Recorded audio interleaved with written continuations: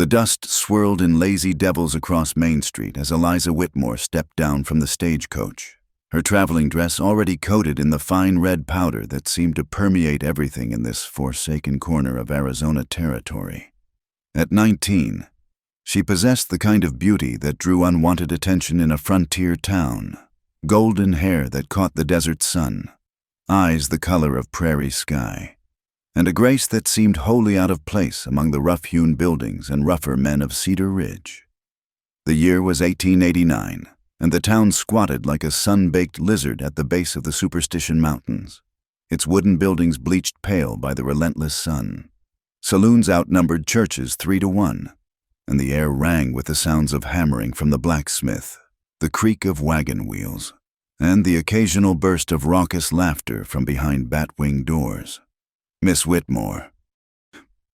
The voice belonged to Josiah Harrington, a corpulent man whose fine clothes couldn't disguise the predatory gleam in his small, dark eyes. He was 50 if he was a day, with graying whiskers and hands that reminded Eliza of pale, grasping spiders. "Your father said you'd be arriving today." Eliza forced herself to curtsy, though every fiber of her being recoiled from the man who would be her husband in less than a fortnight. "Mr. Harrington, come now," he said, reaching for her elbow with presumptuous familiarity. "Soon you'll be calling me Josiah, or perhaps something more intimate." She stepped away, pretending to adjust her bonnet. "Where's my father?" "Attending to business at the bank. He owes me, that is, we have financial matters to discuss." Harrington's smile revealed tobacco-stained teeth. "But don't trouble your pretty head about such things. You'll have enough to occupy you. Learning to run my household." The boarding house where her father had taken rooms sat at the edge of town, where civilization gave way to the wild expanse of desert and mountain.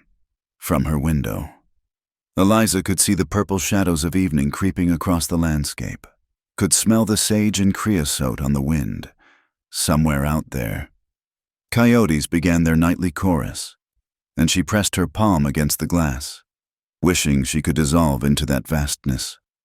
"You'll marry him and be grateful for it," Samuel Whitmore declared that night over a meager supper of beans and cornbread. Her father had aged poorly in the 2 years since her mother's death, his once proud bearing crushed by debt and whiskey. "Harrington's willing to forgive what I owe him in exchange for your hand. It's more than generous." "Generous?" Eliza's voice rose despite herself. "He's buying me like cattle at auction." The slap came swift and sharp, leaving her cheek burning. "You'll guard your tongue, girl. We're not in Boston society anymore. Out here, a woman does what she must to survive. And what of love? What of choice?" Samuel laughed bitterly. "Love? Choice? Those are luxuries we can't afford. You think your mother married me for love? She married me because I could provide, and you'll do the same." That night, Eliza lay awake listening to the town settling into its restless slumber.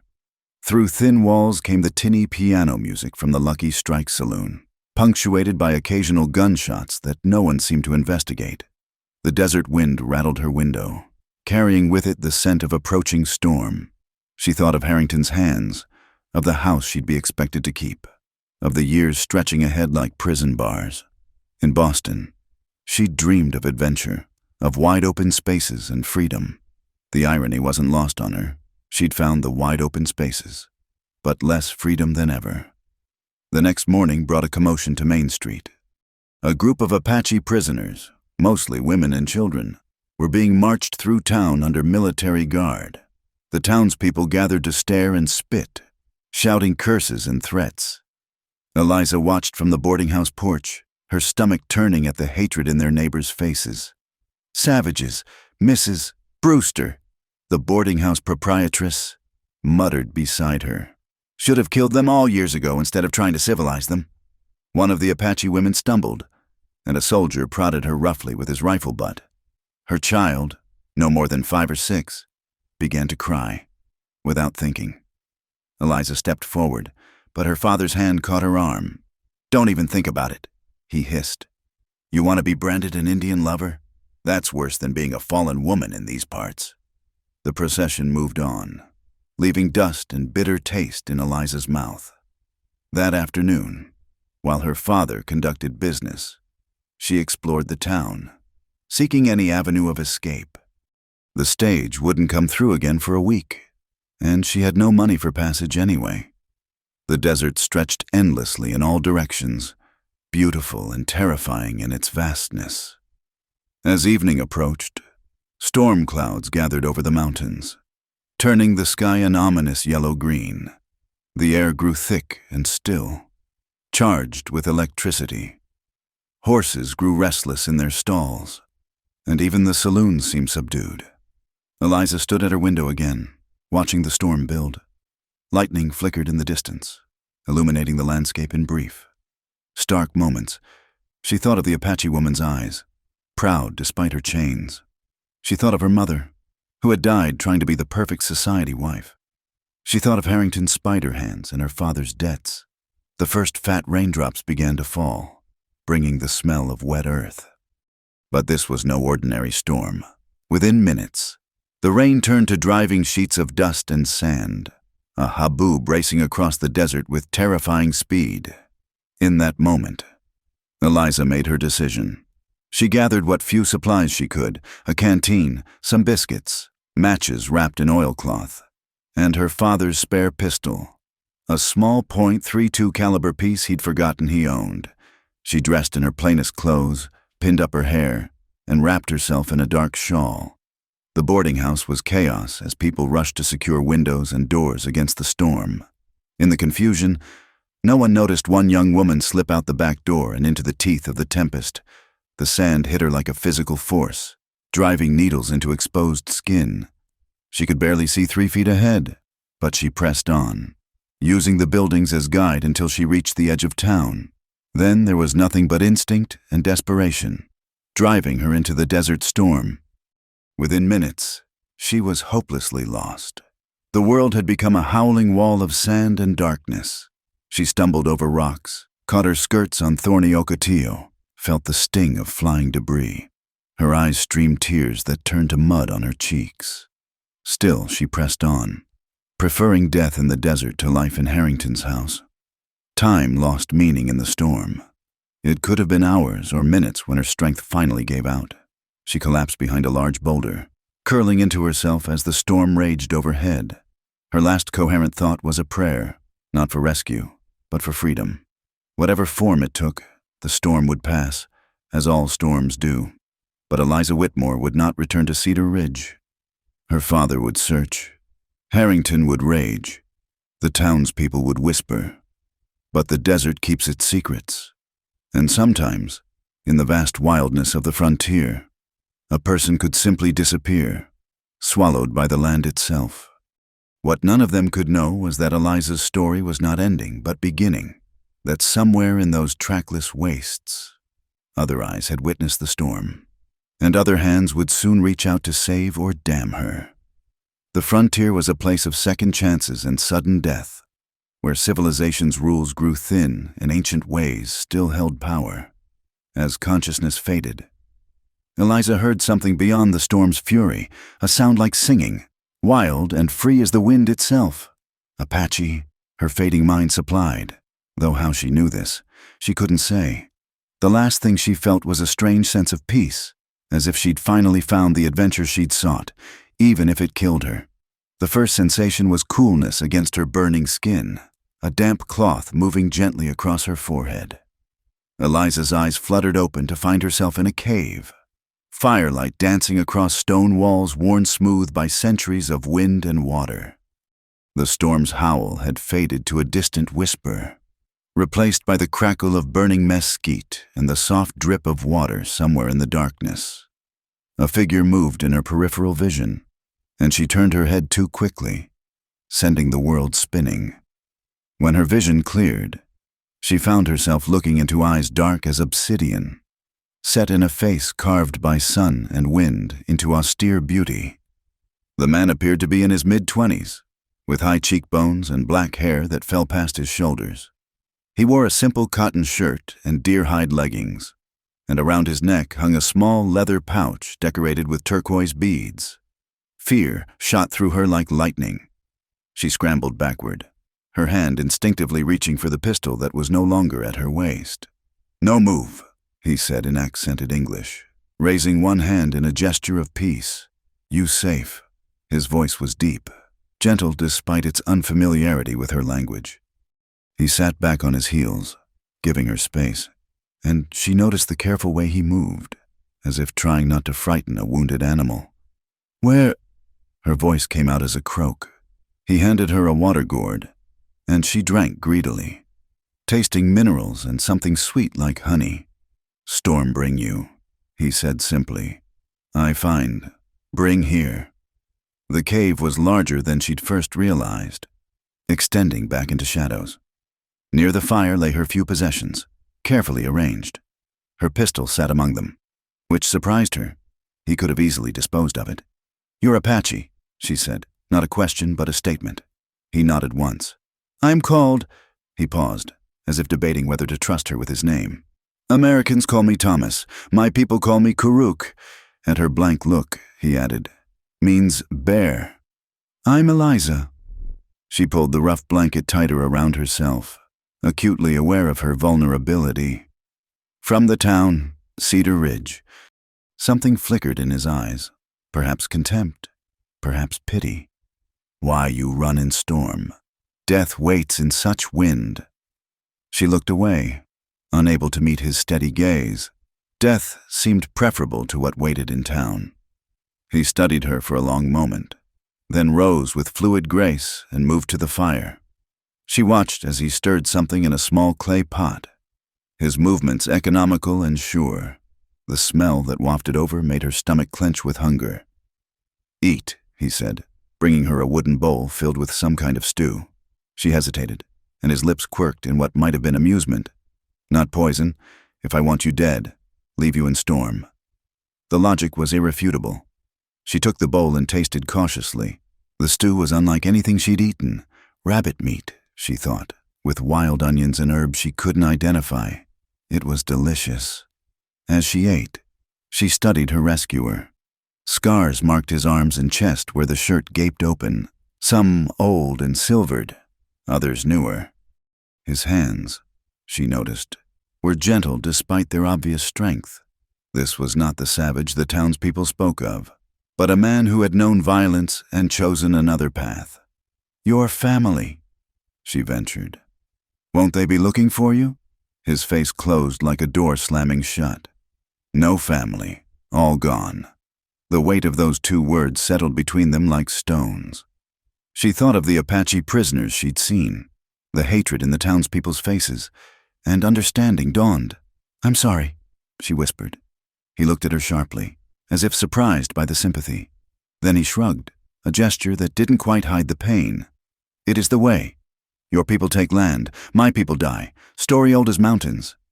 Night had fallen completely, and the cave felt like a world apart from everything she'd known. Outside, coyotes called to each other, and an owl hooted somewhere nearby. Karuk fed the fire with practiced efficiency, then settled across from her, his back against the stone wall. "Tomorrow, you go back," he said. It wasn't a question. "No." The word came out fiercer than she'd intended. "I can't. I won't." He tilted his head, studying her like she was a puzzle to solve. "Town people look for you, find you with Apache." He drew a finger across his throat in a gesture that needed no translation. "They were going to sell me," she said, the words tumbling out. "My father owes money to a merchant, Harrington. The payment is me, like I'm property to be traded." Understanding dawned in his eyes, followed by something that might have been respect. "So you choose desert, choose death over chains." "Yes." He was quiet for a long time, feeding small sticks to the fire. Finally, he spoke. "I know chains. Army catch me 2 winters past. Put in iron, take to fort. I escape, but—" He touched his side, where she now noticed another scar. "Freedom has price. How do you survive out here alone? Land provides, water and hidden springs, food in plants and animals. Apache live here 1,000 generations. We know secrets white men never learn." He paused. "But alone is difficult, Apache meant to live with family, clan, alone is half life. She understood that kind of loneliness, the ache of being surrounded by people yet utterly isolated, in Boston after her mother's death, in Cedar Ridge among strangers. She'd felt it keenly. Could you? She hesitated, then forged ahead. Could you teach me to survive? His eyebrows rose. You want to learn Apache ways? I want to learn to be free. He laughed then, a sound like water over rocks. Freedom, not something learn, something choose, every day. Harder than chains sometimes. Over the next hours, as the fire burned low, he showed her small things, how to bank the coals to last through the night, which sounds outside meant danger and which meant safety, how to read the shadows on the cave walls. His English improved as they talked, as if her presence unlocked words he'd stored away. She learned that his family had been killed in an attack 3 years ago, that he'd survived by hiding in these mountains, occasionally trading with Mexican settlers who were more tolerant than the Americans. He spoke of the old ways with a mixture of pride and sorrow, describing a world that was rapidly vanishing. Your people believe land can be owned, he said at one point. Like owning wind or rain, Apache know we belong to land, not other way. When exhaustion finally claimed her, he showed her a sandy alcove padded with pine needles and covered with soft hides. She hesitated at the threshold. I sleep there. He pointed to a spot near the cave entrance. Guard, you safe. Something in his tone, in the careful distance he maintained, eased her fears. She settled into the makeshift bed, surprised at its comfort. The last thing she saw before sleep took her was his silhouette against the dying fire, alert and watchful, a guardian she hadn't known she needed. She woke once in the night to find him gone, panic rising in her throat. But then she heard his voice outside, soft and melodic, singing in his own language. The sound was hauntingly beautiful, full of loss and longing, yet somehow comforting.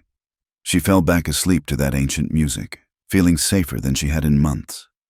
Morning brought reality crashing back. Through the cave mouth, she could see the desert transformed by the storm, arroyos carved where none had been before, familiar landmarks erased or altered. Karuk was already awake, preparing something over a small fire outside. Storm change everything, he said when she joined him. Old paths gone, new ones made, like life. She watched him work, noting the efficiency of every movement, the way he used every part of whatever plant or animal he'd gathered. Nothing was wasted. I still can't go back, she said. He handed her a piece of some kind of flatbread and a wooden cup of pine needle tea. Then, what you do? It was the question she'd been avoiding, even in her own mind. What did a 19-year-old woman do in the wilderness? How long before thirst, hunger, or violence found her? Stay here, she said impulsively. Learn from you, just for a while, until I figure out where to go. He was quiet so long she thought he'd refuse. Then, teaching white woman Apache ways, ancestors turning graves. Please. She hated the desperation in her voice, but couldn't hide it. I have nowhere else. He stood abruptly and walked to the cave mouth, staring out at the lightening sky. When he turned back, his face was unreadable. 3 days, he said finally. I teach basics, water, food, shelter. Then you choose, back to town or find other way. But staying here, he shook his head. Too dangerous. For both. 3 days. It wasn't much. But it was more than she'd had yesterday. She nodded acceptance, and something shifted in his expression. Surprise, perhaps, that she hadn't argued for more. First lesson, he said, his tone becoming businesslike. Everything in desert has 2 faces. One brings life, one brings death. Learn to see both, or desert claims you. As the sun rose over the transformed landscape, painting the rocks in shades of rose and gold, Eliza felt she was seeing the world clearly for the first time, somewhere behind them. Cedar Ridge was waking up, discovering her absence. But here, in this ancient place with this unlikely teacher, she was beginning to discover something else entirely, herself. The 3 days stretched into a week, then 2, as if the desert itself conspired to keep them together. Each dawn brought new lessons, and Eliza proved an eager student, drinking in knowledge like the earth after rain. "See here," Karuk said one morning, kneeling beside a cluster of paddle-shaped cacti. Prickly pear. Spines look like danger, yes, but fruit gives food. Pads give water. Burn off spines. Inside is medicine for wounds. She watched his hands work, noting how he used a stick to handle the treacherous plant, how he knew exactly where to cut. Everything had purpose in his world, every action deliberate and meaningful. "My people call this sacred plant," he continued, his English growing more fluent with each passing day. "Story says Coyote gave it to first Apache, teaching that sweetest things often wear sharpest thorns." Their days fell into rhythm. Morning meant checking snares he taught her to set, gathering plants while the air was cool. Midday they sheltered from the brutal sun, and he would tell her stories of his people. Not the bloodthirsty tales the townspeople spread, but stories of creation, of spider grandmother weaving the world, of child of water slaying monsters to make the earth safe for humanity. "Your people have one God," he said once. "Apache know many spirits. Mountain spirits, water spirits, spirits of animals and plants, all connected, like web." She thought of the stern Christianity of her upbringing, all thou shalt nots and damnation, and found his worldview infinitely more appealing. Here, the sacred lived in everything, in the cry of a hawk, the bloom of a cactus, the shift of shadows on stone. Evenings were for practical skills. He taught her to make fire without matches, to find water by watching birds, to read weather signs in cloud and wind. Her soft hands blistered, then calloused. Her fair skin burned, then bronzed. The mirror of a still pool showed her a stranger, leaner, stronger, with eyes that had lost their city softness. "You learn quick," he admitted one night as she successfully dressed a rabbit he'd snared. "Most whites," he shrugged, letting the sentence die. "Most whites don't have a patient teacher," she replied, then flushed at the warmth in his eyes. They were careful with each other, maintaining physical distance even as emotional walls crumbled.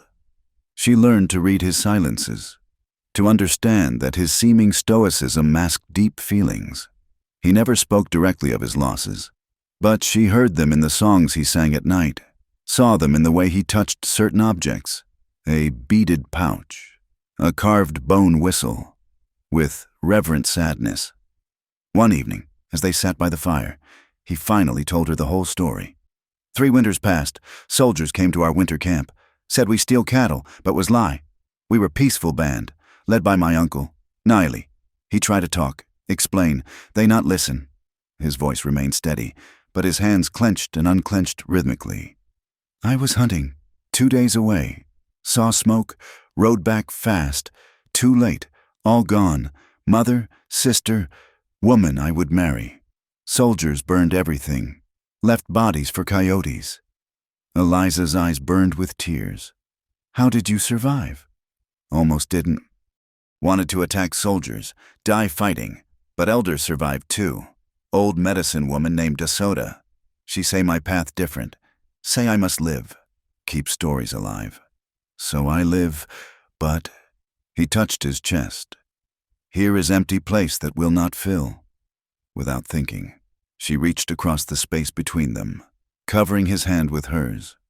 He went very still, staring at their joined hands as if they were something miraculous and terrifying. Eliza, he said, his voice rough. This cannot be. Why? The word came out as barely a whisper. Your people, my people, oil and water. Together only makes poison. But he didn't pull his hand away, and she felt the tremor that ran through him. In that moment, she understood that he was as affected by their proximity as she was, that the careful distance he maintained was protection for both of them. The spell was broken by the sound of horses in the distance. Karuk was on his feet instantly, dousing the fire with practiced speed.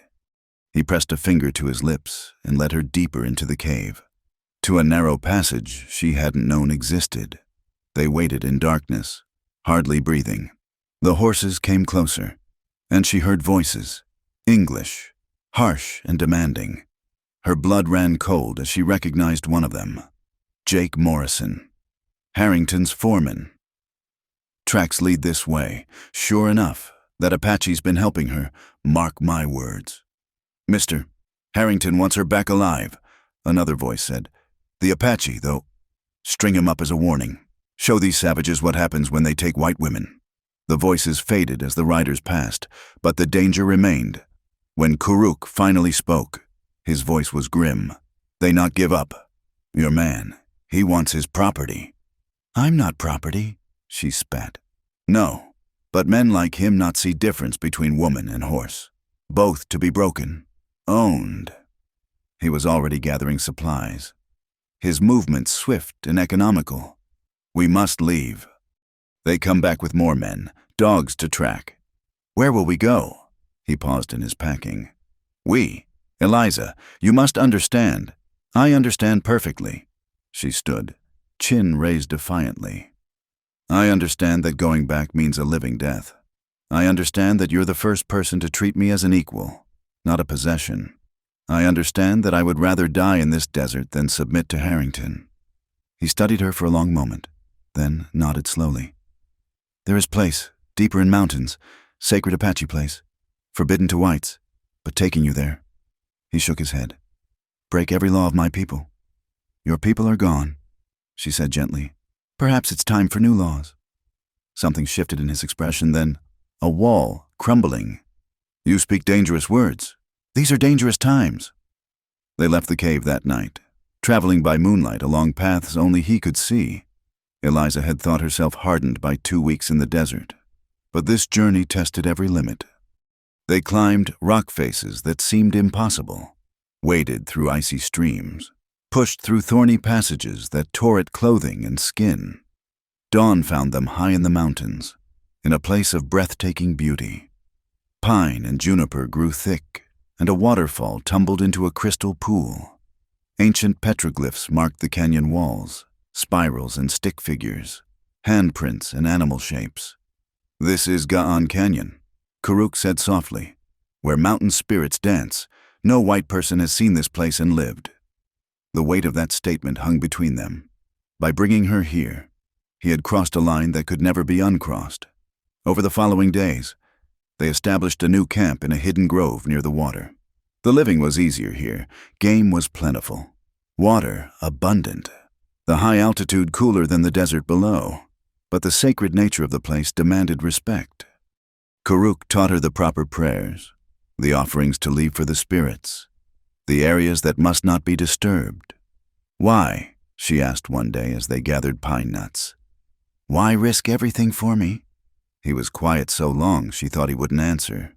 Then, first time I saw you, in town, you tried to help Apache prisoners, saw soldiers push woman, saw you step forward. Your father stopped you, but I saw your heart. She stared at him. You were there? Trading with Mexican blacksmith. Saw everything. He looked away. Thought, here is white woman with Apache spirit, rare like rain in drought. That night, as they sat by their small fire, she asked him to teach her his language. He looked surprised but pleased. Is hard for white tongue, he warned. Try me. He started with simple words. Water, fire, moon. His face lit up when she managed the difficult sounds, and she realized how lonely he must have been, with no one to speak his mother tongue. What's the word for friend? She asked. Shikij, he said softly. Shikij, she repeated, and saw something warm kindle in his eyes, as the stars wheeled overhead and a wolf sang somewhere in the darkness. Eliza felt she had found something she hadn't known she was looking for. Not just survival, not just freedom, but connection. A bridge across the chasm that history had carved between their peoples. Tomorrow would bring new dangers. The searchers wouldn't give up easily, and winter would come to the mountains. A white woman living with an Apache man broke every rule of both their worlds. But tonight, in this sacred place, with the ancient spirits as witnesses, none of that mattered. Teach me more, she said, and he smiled, a real smile that transformed his austere features. Ishkin, he said, pointing to himself. Boy, man, Is-san, she repeated, pointing to herself. Woman, ill, he said, gesturing between them. Together. The word hung in the air like a promise and a prayer, fragile as spun glass, strong as the mountains around them. Whatever came next, they would face it ill, together. The morning dawned crystal clear, the kind of day that made the mountains seem to glow with inner light. Eliza had risen early to gather water, humming one of the Apache songs Kuruk had taught her. She had just knelt by the stream when the crack of a rifle split the air. "Apache, step away from the woman!" Her blood froze. A line of men emerged from the trees, soldiers in blue uniforms, their rifles trained on the grove. Behind them came civilians, including Jake Morrison and, to her horror, her father. Kuruk appeared at the edge of camp, his hands raised but his bearing proud. "She is here by choice," he called out. "Shut your mouth, savage!" Morrison spat tobacco juice. "Miss Whitmore, come here. Your father's worried sick." Samuel Whitmore pushed forward, his face haggard. "Eliza, for God's sake!" "What have you done?" She stood slowly, the water jug forgotten. "What have I done? I've chosen freedom. Father, something you sold along with your debts." "He's bewitched you," Samuel said desperately. "These heathens, they have ways." "The only bewitchment was kindness," she interrupted. "He saved my life, taught me to survive. He treated me with more respect than any white man ever has." A young lieutenant stepped forward. "Miss Whitmore, I'm Lieutenant Carson. We're here to bring you home safely. This Apache is wanted for theft and kidnapping." "Lies," the word burst from her. "I came willingly. He's stolen nothing." "Eliza," Kuruk said quietly in Apache. "Go with them. Better for you." "No." She moved to stand beside him, close enough to feel the tension radiating from his body. Morrison's face darkened. "So the savage has turned you into his squaw. Mister, Harrington won't be pleased. I care nothing for Harrington's pleasure." "You will." Morrison nodded to the soldiers. "Take the Apache. The lady comes with us." Everything happened at once. Soldiers moved forward. Kuruk stepped protectively in front of Eliza, and Morrison drew his pistol. The crack of gunfire echoed off the canyon walls, and Kuruk spun, clutching his shoulder as blood seeped between his fingers. "No!" Eliza caught him as he staggered, her hands immediately going to the wound. The bullet had passed through the muscle, missing bone but bleeding freely. "Step away from him, miss." Lieutenant Carson's voice held a note of sympathy but no uncertainty. "He'll be treated fairly, like the Apache at Fort Grant were treated fairly," she snapped, remembering stories Kuruk had told her. "Murdered under a flag of truce." She tore strips from her petticoat, pressing them against the wound while Kuruk watched her with eyes full of pain that had nothing to do with the bullet. "Ishkeen," she whispered. "Be strong." His hand covered hers, heedless of the blood. "You must go." "They kill you too. Say I did it." "Enough of this." Morrison strode forward. "Carson, if you won't do your duty." The lieutenant blocked his path. "I command here. Mr. Morrison. We'll do this properly." He turned to Eliza. "Miss, I give you my word as an officer that if you come peacefully, the Apache will receive medical treatment and a fair trial. Your word." She laughed bitterly. "The word of men who break treaties like twigs." Her father approached cautiously. "Eliza, please, whatever hold he has on you. The only hold is love." The words rang out clear and true, silencing everyone. "Do you hear me, Father? I love him. This Apache, this savage, has shown me more genuine care in weeks than you showed in years." Samuel's face went white. "You don't know what you're saying." "I know exactly what I'm saying." She helped Kuruk sit against a boulder, keeping pressure on the wound. "I know that you would sell me to pay your debts. I know that Harrington sees me as property to own. And I know that this man," she looked at Kuruk, letting all her feelings show in her eyes, "sees me as a person worthy of respect." Kuruk's good hand reached up to touch her face. "Nijoni." He murmured, "Beautiful one, go, live. Not without you." Morrison had heard enough. "For Christ's sake, Carson, she's clearly gone native. Grab her and let's go. Two soldiers moved forward reluctantly. Eliza's hand found the knife at Karuk's belt, drawing it in one smooth motion. The first man who touches either of us will bleed, she said quietly. The soldiers hesitated. A white woman defending an Apache with a weapon. It went against every rule they knew. Eliza, her father pleaded. You're not thinking clearly. The desert, the isolation, it's affected your mind. Come home, and we'll forget this happened. Forget? She kept the knife steady despite her trembling. Forget that I found someone who values me? Forget that I learned to be strong? Forget that there's another way to live beyond your debts and schemes?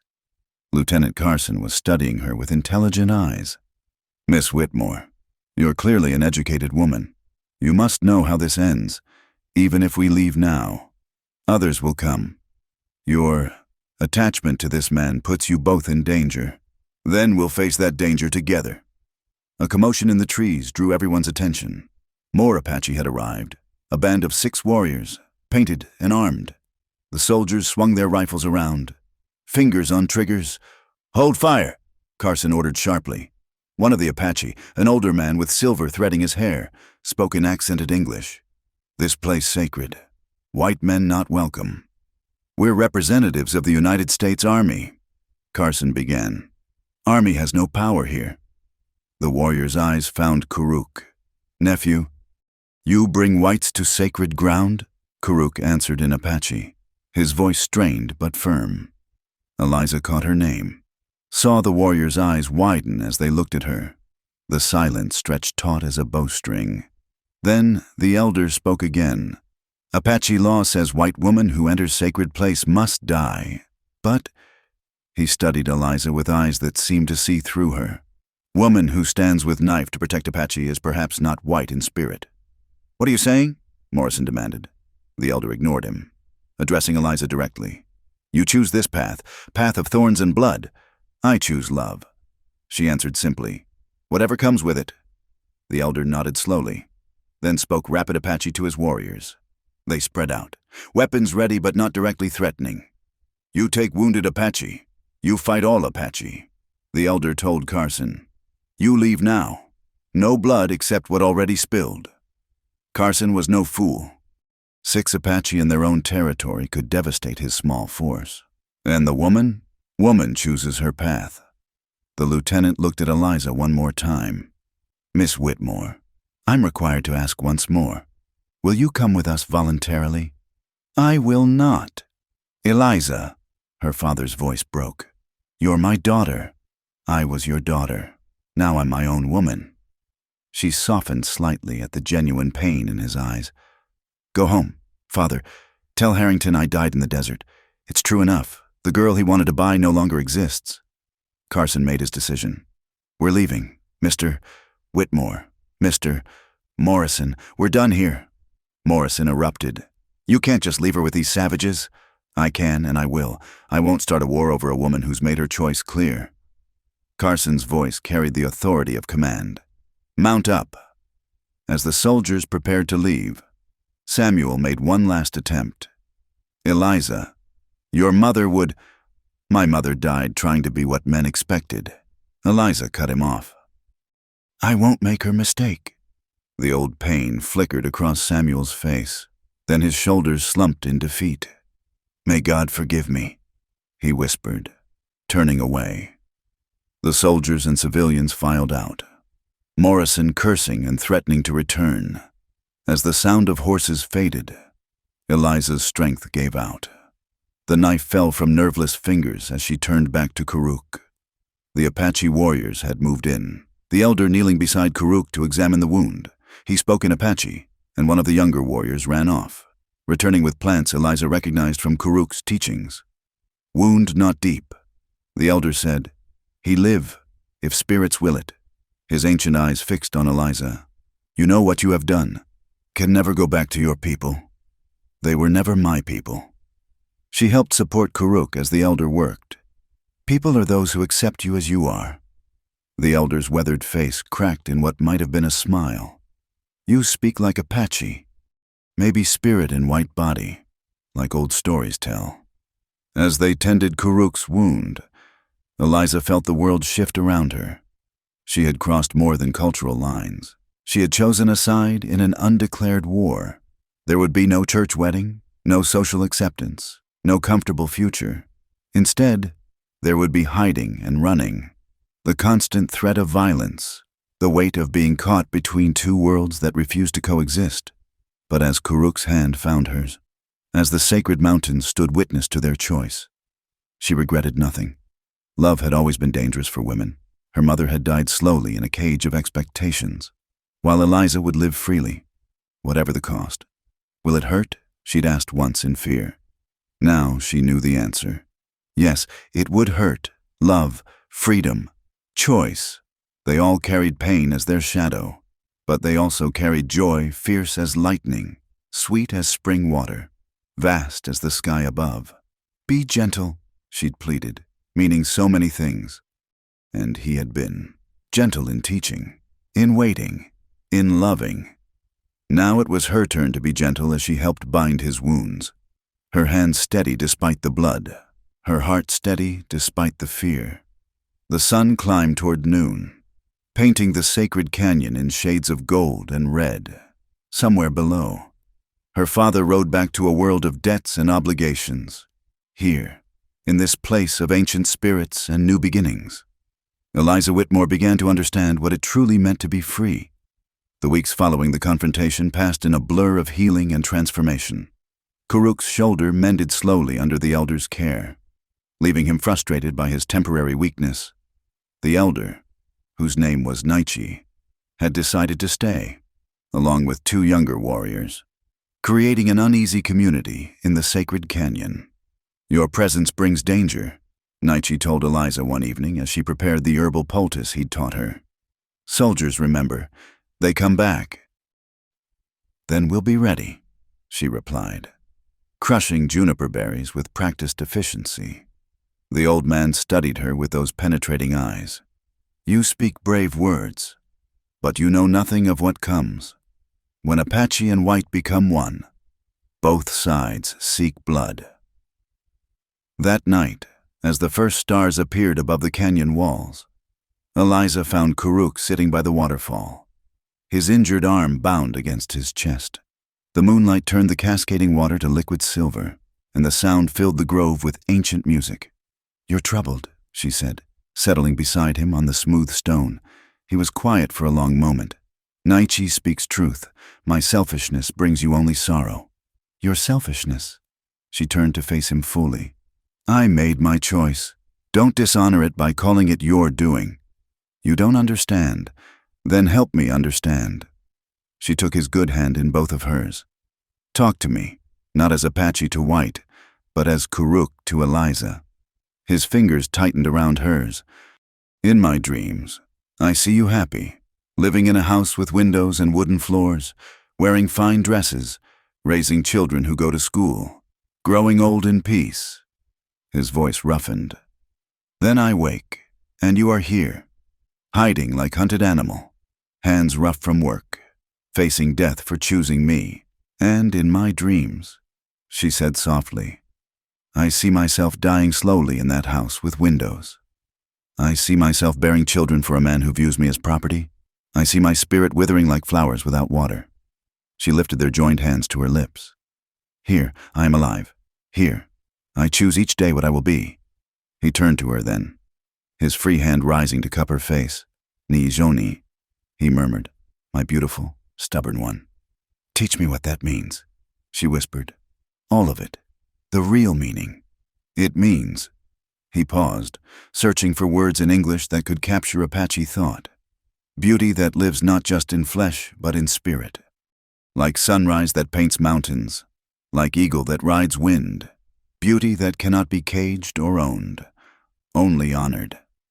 The space between them hummed with electricity stronger than any summer storm. When he leaned toward her, she met him halfway, their lips touching in a kiss that tasted of juniper smoke and wild honey. It was gentle at first, tentative, as if they both feared the other might vanish like morning mist, then deeper, hungrier, full of weeks of careful distance crumbling like sand. When they finally parted, both breathing unsteadily. Eliza saw her own wonder reflected in his eyes. "I love you," she said in Apache, the words clumsy on her tongue but heartfelt. He laughed, the sound rich with joy and disbelief. "Your accent is terrible." "Then teach me better." She kissed him again, brief but sweet. "We have time, do we?" The shadow returned to his eyes. "Naichi says, Naichi is not us." She stood, pulling him up with her. "Come. The night is beautiful, and your shoulder needs gentle movement."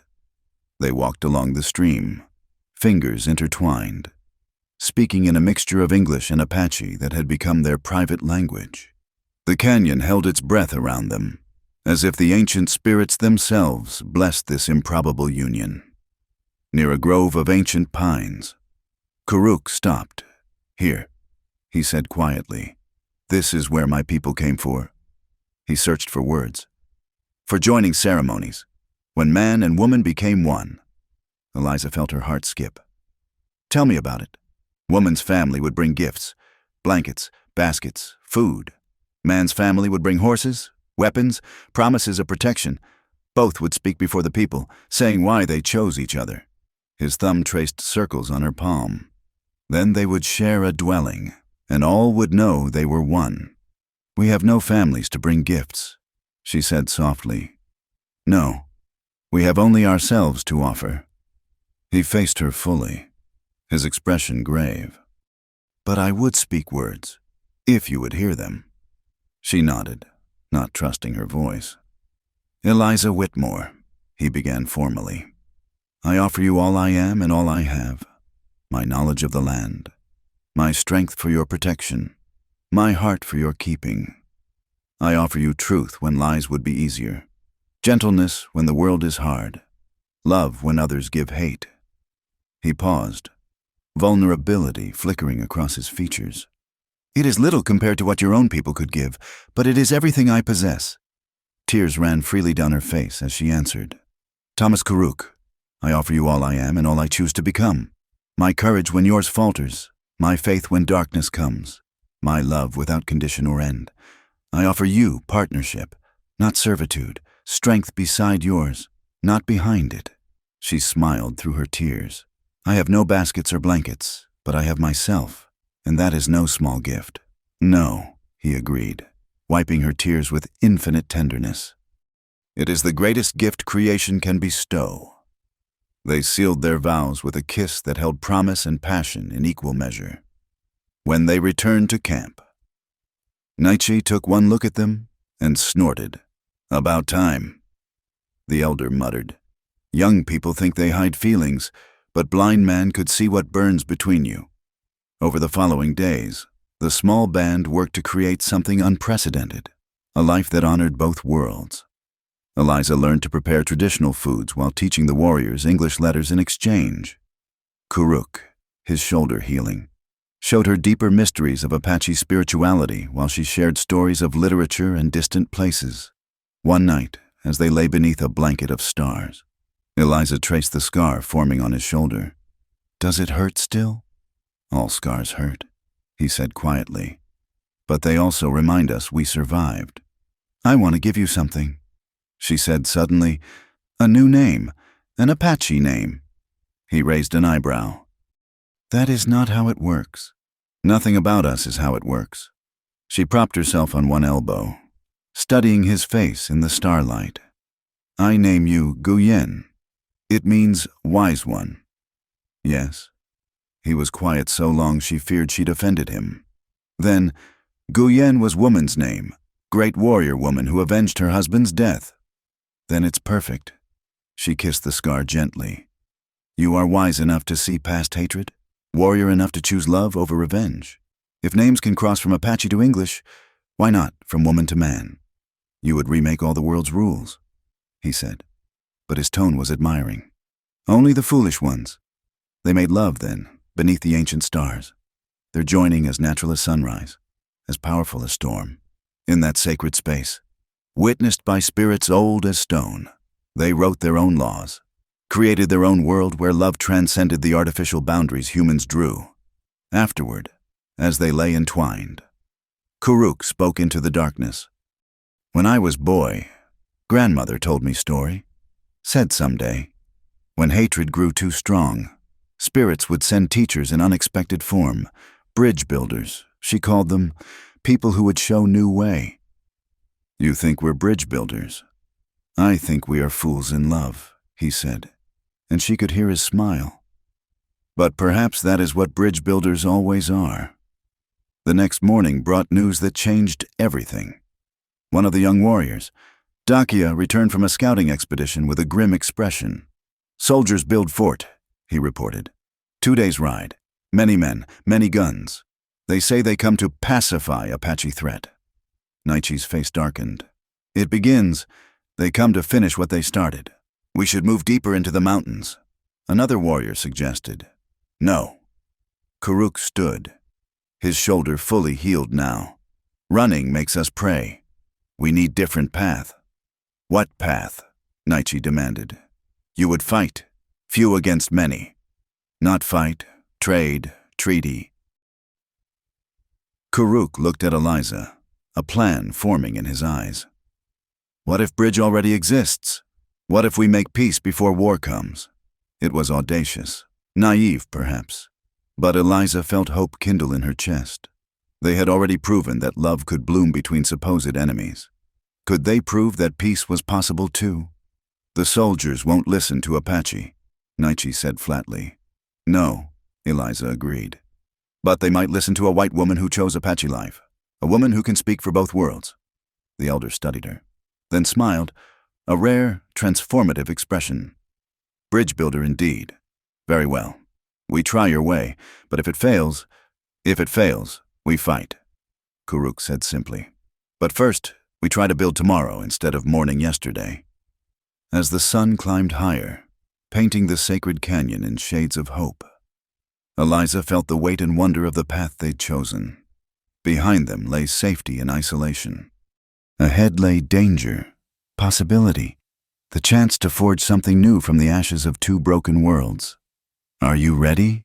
Karuk asked, taking her hand. I've been ready since the night I walked into that sandstorm, she replied. Together. They began preparing for the most important performance of their lives, one that would determine not just their own fate, but perhaps the fate of all who might follow their unprecedented path. The journey to Fort McKenna took 3 days through treacherous mountain passes.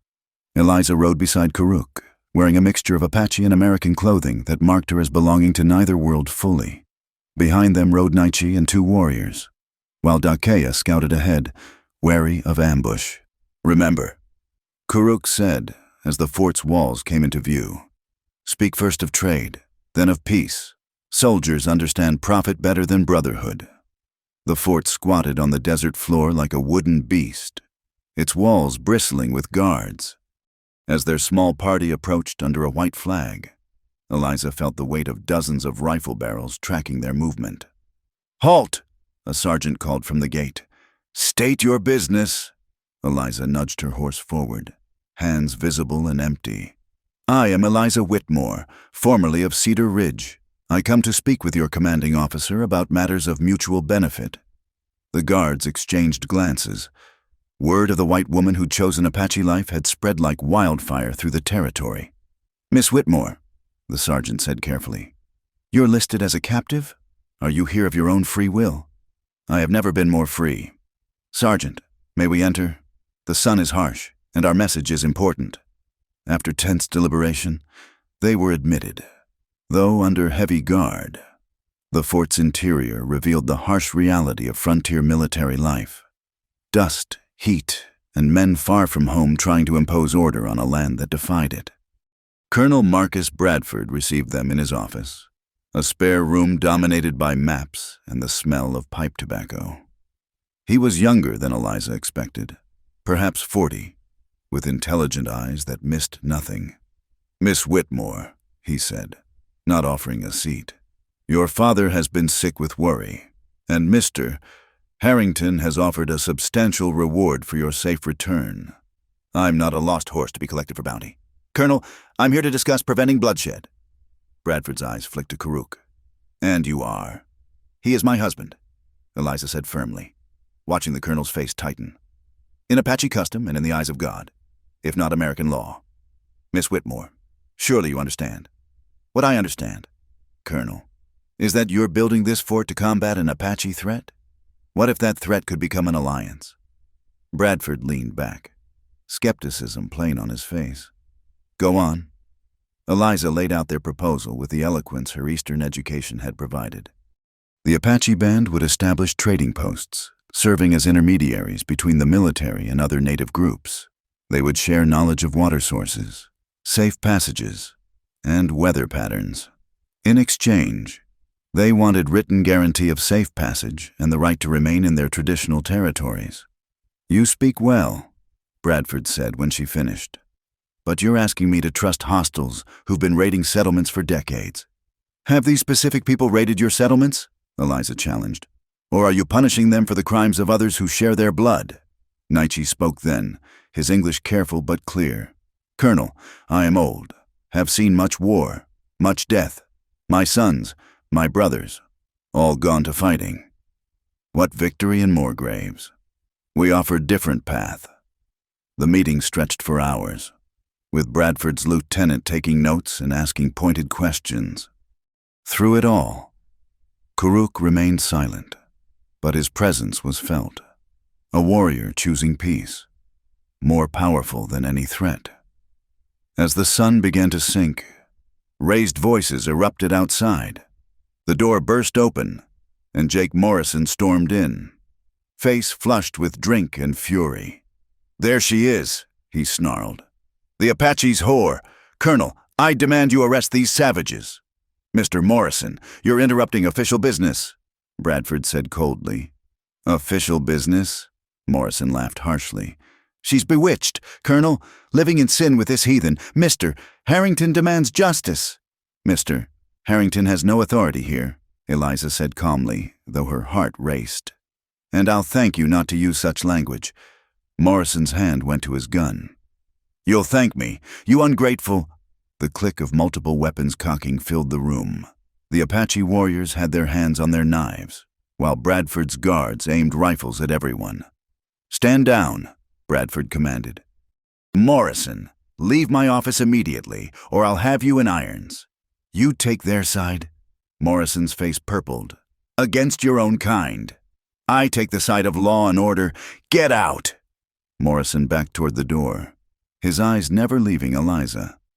This isn't over. Harrington has friends, influence. You can't hide behind these savages forever. After he left, Bradford sighed deeply. He represents a problem. Miss Whitmore, many settlers share his views. Even if I were inclined to accept your proposal, which I'm not saying I am, the political ramifications.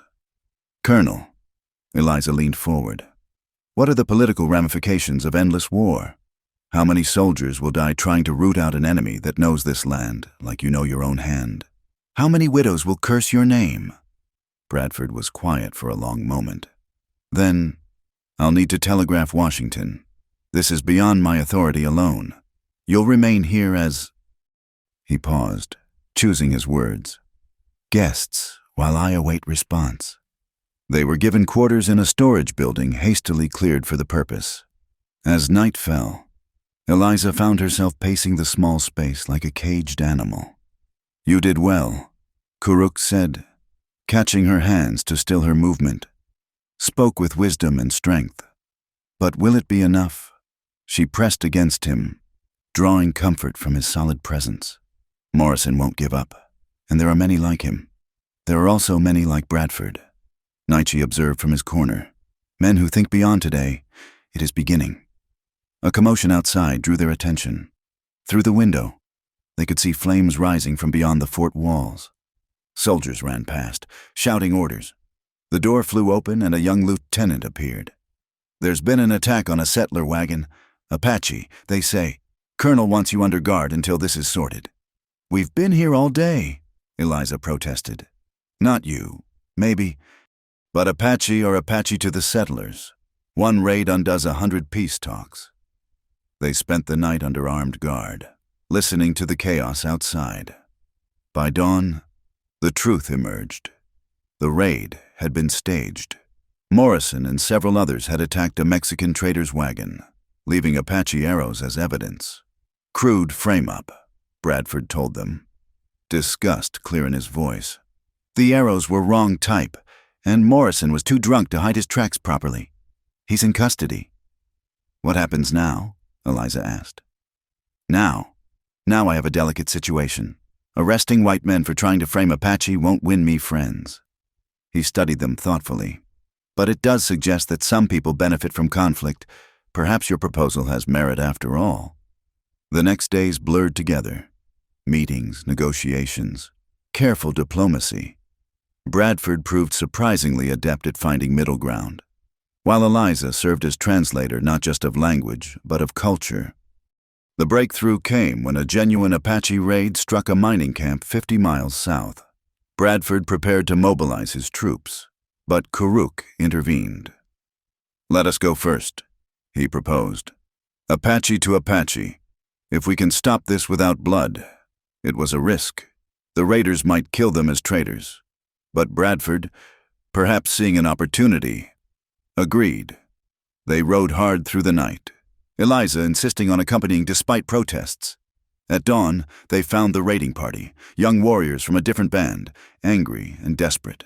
The confrontation was tense. The raid leader, barely 20, spat at Kuruk's feet when he spoke of peace. "You take white woman, speak white words." The young warrior accused, "You are no longer Apache. I am Apache who chooses tomorrow over yesterday." Kuruk replied calmly, "How many of us must die before we learn?" Eliza watched, understanding only fragments but feeling the weight of the moment. Then Naichi spoke, his age and evident wisdom commanding respect. He talked of losses, of children who would never grow old, of the choice between honorable survival and glorious extinction. When the sun reached its zenith, the raid leader finally lowered his weapons. "We will hear more of this path," he said grudgingly. "But if it is trick, I will hand you the knife myself." Kuruk promised. They returned to the fort with news of success. Bradford, visibly relieved, telegraphed Washington with a glowing report. The response, when it came, was cautiously optimistic. Proceed with limited trial, report results. As they prepared to leave the fort, Eliza felt a mix of exhaustion and exhilaration. They had taken the first steps on an impossible path. "You know, this is just beginning," Bradford warned as they mounted up. "There will be setbacks, violence from both sides who profit from war." "We know," Eliza replied. "But every peace begins with someone choosing not to fight." As they rode back toward the mountains, Kuruk reached over to take her hand. "You were magnificent," he said simply.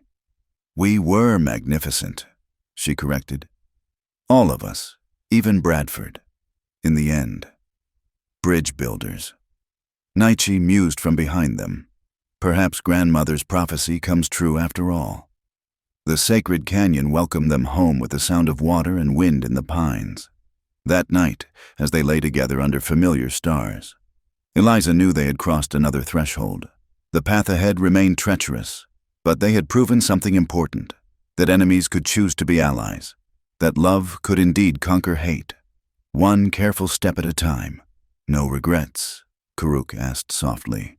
"Only one," she said, tracing patterns on his chest. "That we have only one lifetime to change the world. Then we better not waste it," he replied, pulling her close. Outside their shelter, an owl called across the canyon, its voice echoing off ancient walls that had seen so much conflict. But tonight, in this small corner of a vast land, peace held sway.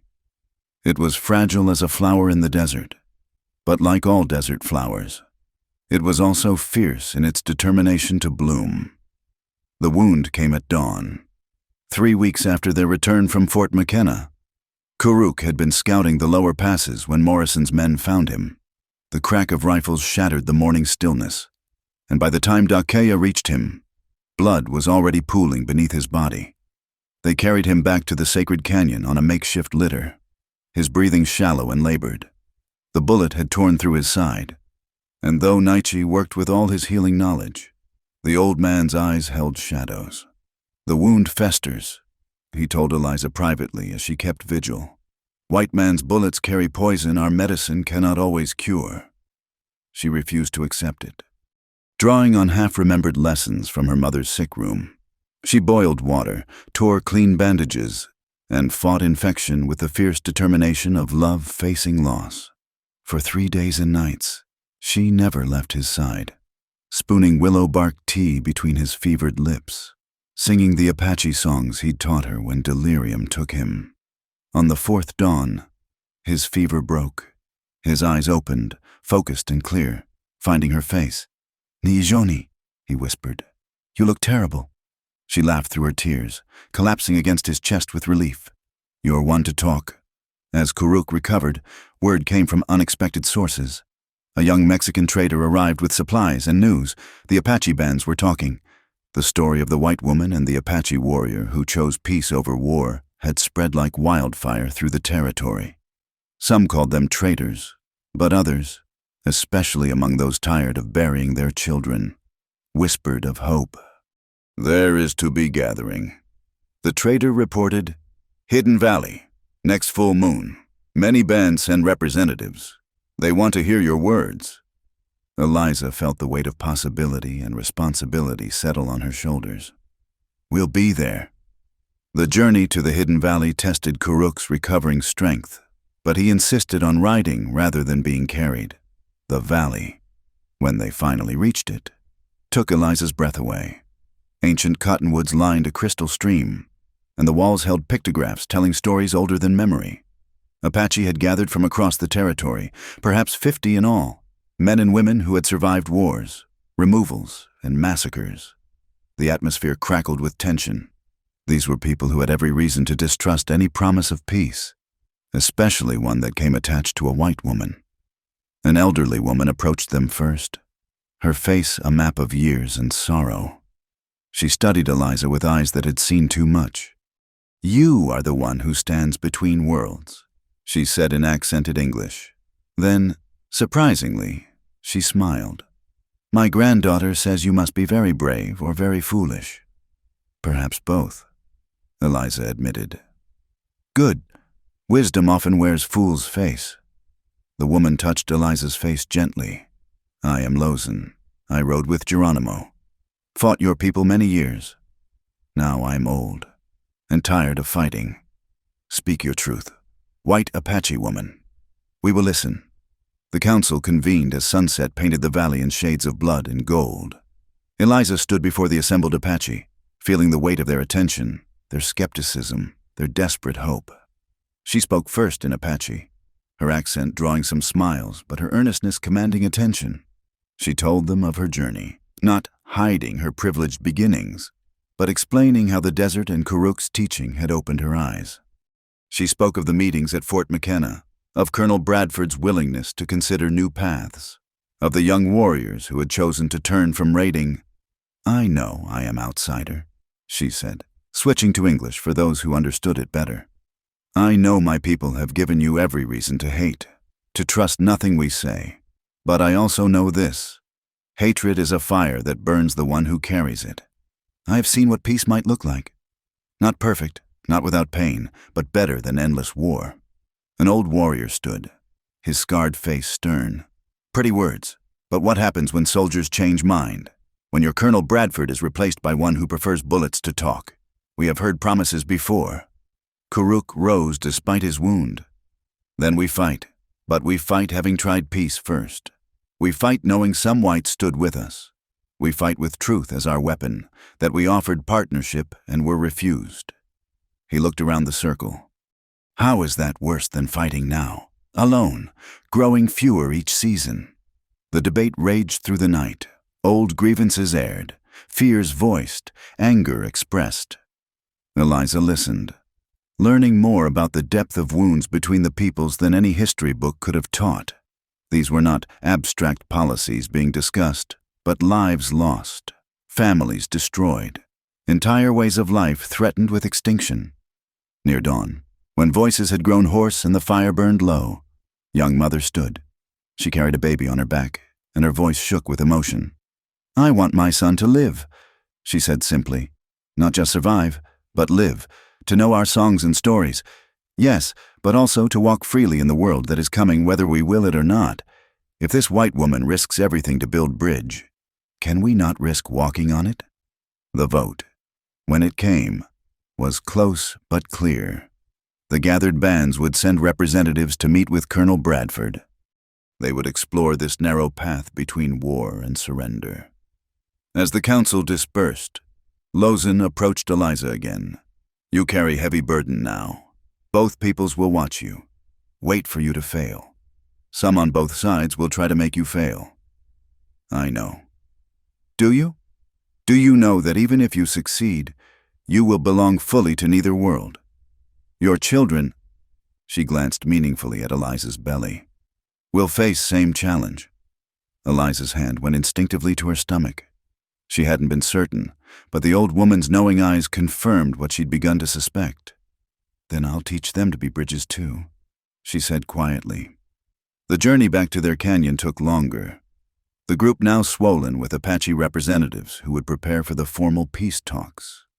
Among them was a young woman named Ayanna, whose brother had been killed by soldiers the previous winter. She watched Eliza with a mixture of curiosity and hostility. Why? Ayanna asked one evening as they made camp. Why choose this hard path? You could have easy life with your people. Eliza considered her answer carefully. What is easy life worth if it's built on lies? If it requires me to be less than I am? She gestured to where Karuk was teaching a young boy to track. He sees me, not white woman to own or Apache sympathizer to pity. But me, how could I choose anything else? Ayanna was quiet for a long moment. Then, I hope your child inherits your courage. It will need it. News of the pregnancy spread through the group, adding another layer of complexity to their situation. A child of two worlds, some whispered, was either blessing or curse. None were sure which. That night, as they lay together under familiar stars, Karuk placed his hand gently on her still flat belly. Are you afraid? Terrified, she admitted. But also, she searched for words. It feels right. Like this child is proof that different peoples can create something new together. The world may not be kind to such proof. Then we'll make the world kinder. He kissed her forehead. Spoken like true Apache, stubborn in face of impossible odds. The next morning brought troubling news. Dakaya returned from scouting with reports of military movement. A new commander was coming to Fort McKenna, one with a reputation for harsh measures against hostiles. Bradford being replaced? Naichi frowned. This bode ill.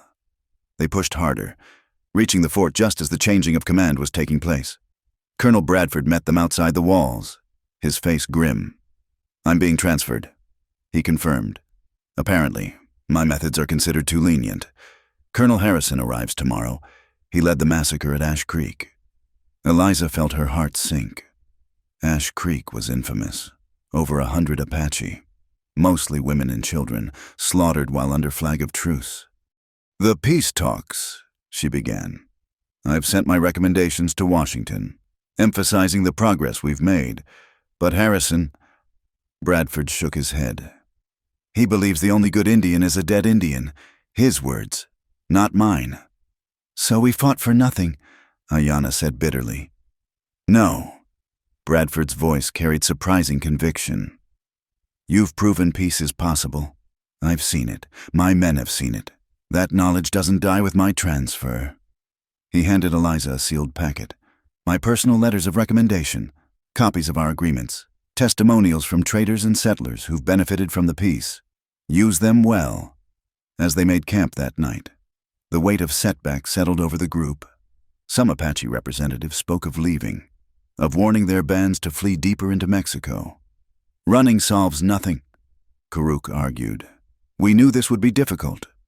Difficult is one thing, an older warrior retorted. Suicide is another. Harrison will come for us all. Eliza stood, her decision made. Then we don't wait for him to come.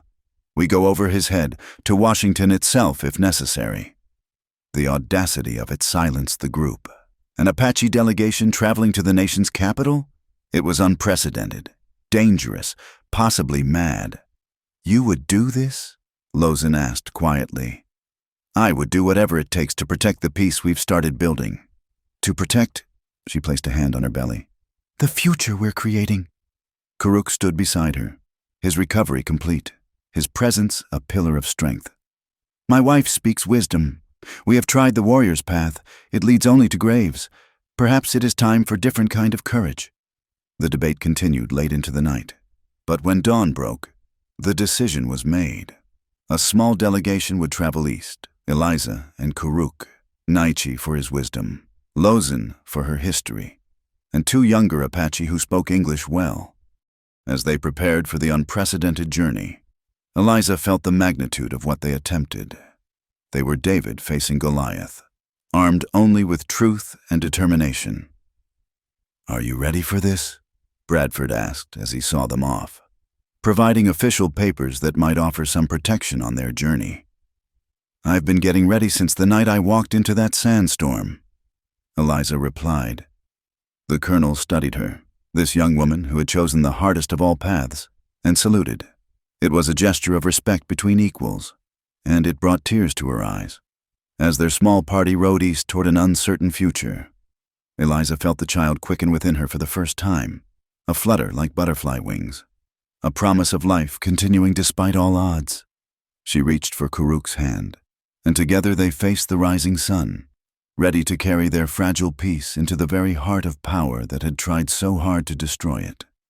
The train station in Kansas City overwhelmed the senses, iron and steam, the press of humanity, sounds and smells alien to those who knew only desert wind and pine smoke. Eliza watched her companions' faces as they navigated this strange new world, seeing wonder and wariness in equal measure.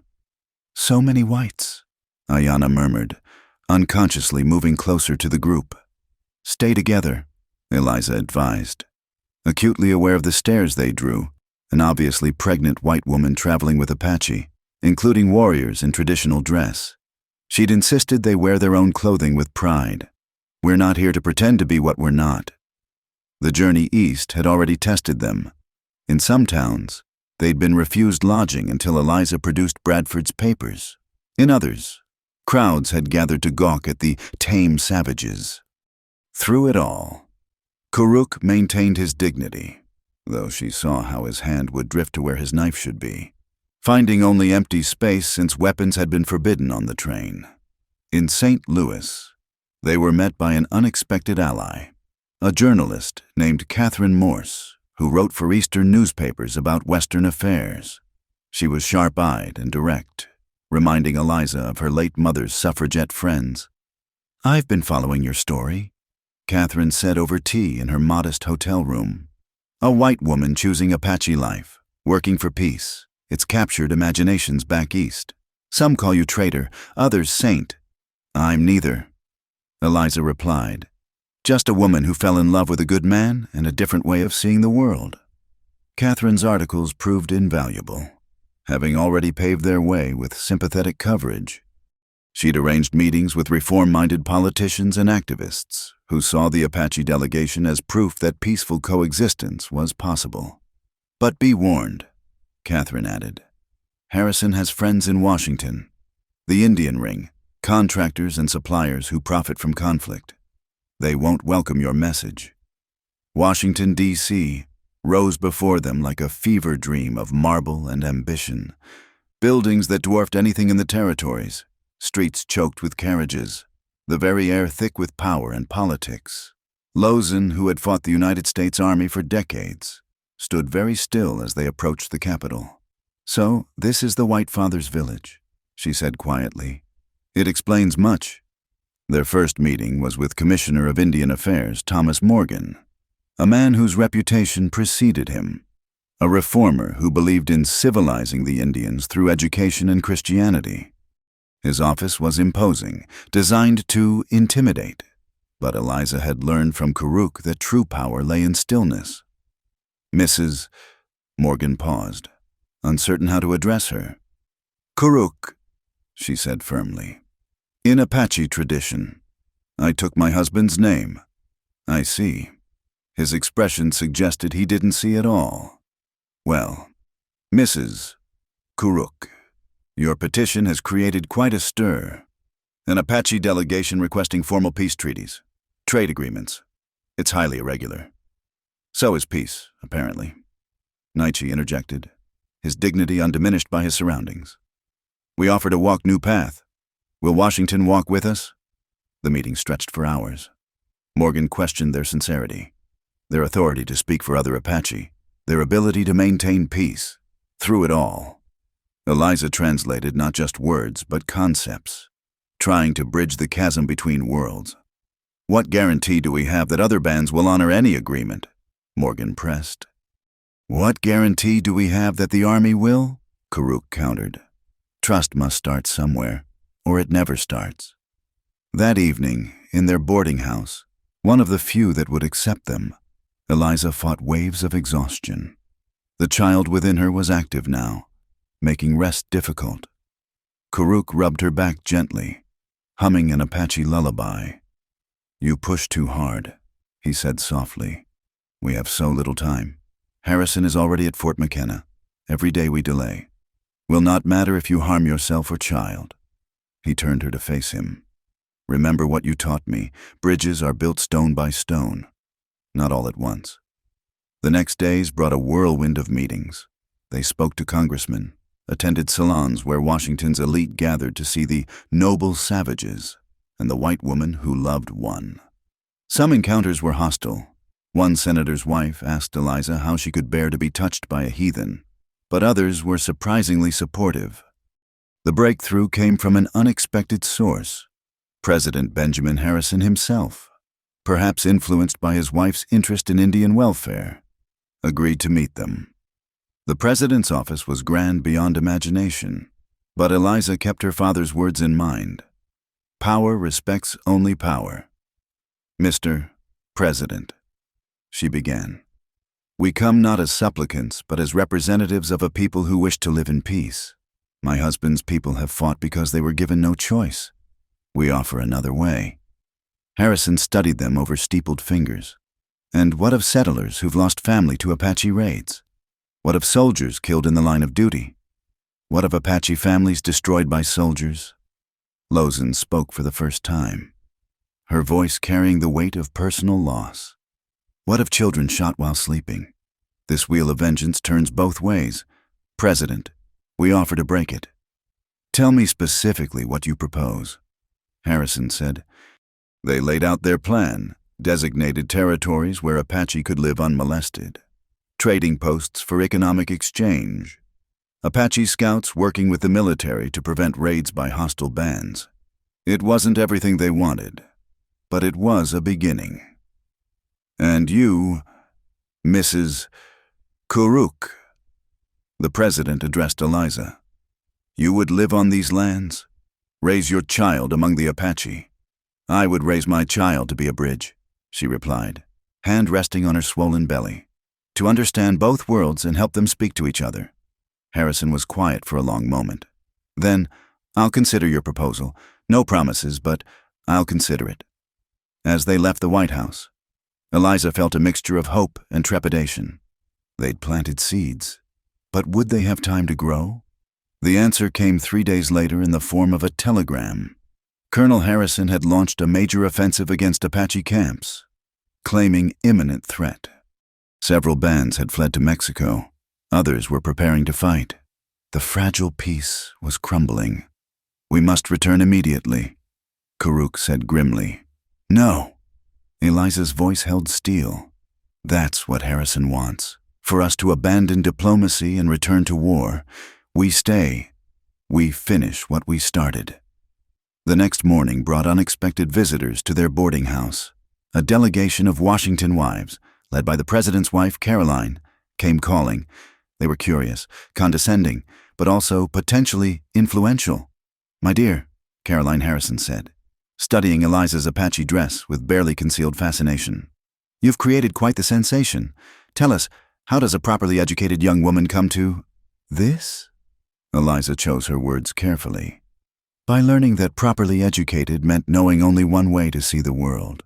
My husband's people taught me that there are as many ways to live with honor as there are stars in the sky. But surely you miss civilization, another woman pressed. The comforts, the culture. I've found more civilization in an Apache camp than in many drawing rooms, Eliza replied. They share what they have, care for their elders, raise children with love and wisdom. What comfort compares to that? The visit ended with mixed results, but Caroline Harrison seemed thoughtful. 2 days later, word came that she'd spoken to her husband about the remarkable Apache woman and her eloquent white wife. The final meeting with President Harrison came as Eliza's pregnancy neared its term. She stood with difficulty but refused to show weakness. Too much depended on strength. I've reviewed your proposals, the president said, and I've received disturbing reports from Fort McKenna. Colonel Harrison claims the Apache are massing for war because he attacks peaceful camps. Karuk's control finally slipped. He creates the war he claims to prevent. Perhaps. The president's tone was non-committal. I'm willing to authorize a limited trial. 1 year, specific territories, strict conditions. If peace holds, we'll consider permanence. If violence erupts. We understand, Eliza said quickly, before anger could derail negotiation. We accept your terms. They left Washington with papers that might mean nothing or everything. Official recognition of Apache rights to specific lands. Trade agreements. Promises of protection. Whether Colonel Harrison would respect them remained to be seen. The journey home was arduous. Eliza's condition making travel difficult. They stopped frequently, and it was in a small Kansas town that the labor began. The local doctor refused to attend an Apache's wife, but a midwife with Cherokee blood came to their aid. Under a full moon, with Kuruk holding her hands and Lozen singing ancient birthing songs, Eliza brought their child into the world, a daughter with her mother's golden hair and her father's dark eyes, a living bridge between worlds. What will you name her? The midwife asked. Mika, Eliza said, the Apache word flowing easily now. It means intelligent raccoon, a creature that adapts, survives, thrives in any environment. May she need all those gifts, Lozen murmured, but her weathered face held a smile. They returned to Arizona to find chaos. Colonel Harrison had indeed attacked, but the Apache bands, forewarned by riders, had largely escaped. More importantly, word of the Washington agreements had spread. Some bands had already moved to the designated territories, choosing wary peace over certain war. The reunion in the sacred canyon was bittersweet. They had achieved much, but at great cost. Trust was fragile. Harrison still commanded the fort, and many on both sides preferred conflict to compromise. But we've begun, Naichi said as they gathered around the fire, baby Mika sleeping in her cradle board. And beginnings, like children, must be nurtured to grow strong. As stars emerged overhead, Eliza nursed her daughter and thought of all that had passed. From a frightened girl fleeing an arranged marriage to a woman who'd walked the halls of power advocating for peace. The journey seemed impossible in retrospect. Yet here she was, surrounded by family of choice, if not blood, holding hope made flesh in her arms. Will it be enough? She asked Kuruk quietly. It must be, he replied, drawing her close. For her sake, it must be. The fire crackled, sending sparks into the darkness. Somewhere in the night, a wolf called to its pack, and was answered. The sound no longer frightened Eliza. She understood now that it was simply family calling to family. Bridges of sound across the darkness. Tomorrow would bring new challenges. Colonel Harrison would test their agreements. Settlers would violate boundaries.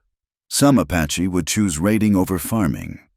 The path of peace was narrow and treacherous, with cliffs on either side. But tonight, in this sacred place, a white woman and an Apache warrior held their mixed-blood daughter and dared to dream of a future where such love was not anomaly, but example, where bridges between peoples could be built not just of treaties and trade, but of understanding and respect. The flame they'd lit was small, easily extinguished by the winds of hatred and history. But as Eliza had learned from the desert itself, sometimes the smallest flames, carefully tended, could survive the fiercest storms and grow to warm the world. In the circle of her family's arms, with ancient stars as witness and new life as promise. Eliza Karuk closed her eyes and knew that whatever came next, the bridge they'd built with their bodies and hearts would stand. It had to. The alternative was darkness, and they had chosen light. Thank you so much for joining me on this incredible journey through the Wild West, where love conquered impossible odds and two souls from different worlds dared to build a bridge of hope. I'd love to hear where you're listening to this story from. Please share in the comments below. Whether you're driving through the Arizona desert, sitting in a cozy room in London, or anywhere in between, let's connect across the miles just as Eliza and Karuk connected across cultures. Don't forget to subscribe to the From Wild West channel for more tales of courage, romance, and the untamed frontier. What did you think of Eliza and Karuk's story? Did their love move you as much as it moved me? Share your thoughts below. I read every comment and can't wait to hear from you.